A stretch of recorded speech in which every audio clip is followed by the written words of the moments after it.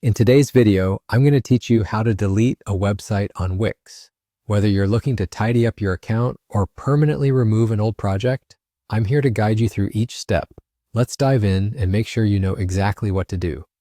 First, you'll want to start by opening Wix and navigating to the site you'd like to remove.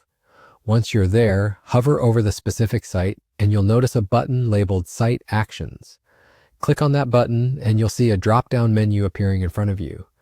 This menu contains several options related to managing your site, but for this particular task, you'll want to scroll all the way down to the very last option, which is Move to Trash. Go ahead and click on Move to Trash. After clicking, Wix is going to ask for a bit of confirmation just to make sure you really want to take this action. Simply hit Move to Trash again to confirm your choice. And just like that, your site is moved to the trash bin. Now let's say you have a change of heart. Maybe you realize that there's something on the site you still need. No worries at all, Wix has your back. You can easily restore the site from the trash if you decide you need it again. Just go back into the Site Actions menu, find the site in the trash, and choose Restore. It's that simple to bring it back to life.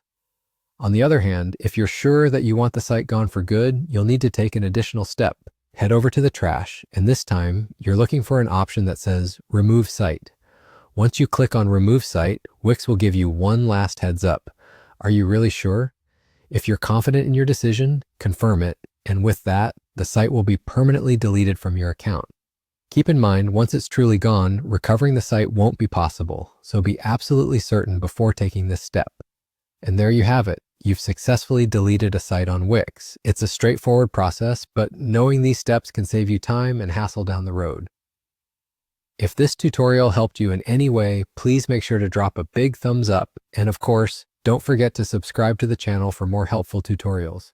Thank you so much for watching, and I'll see you in the next video.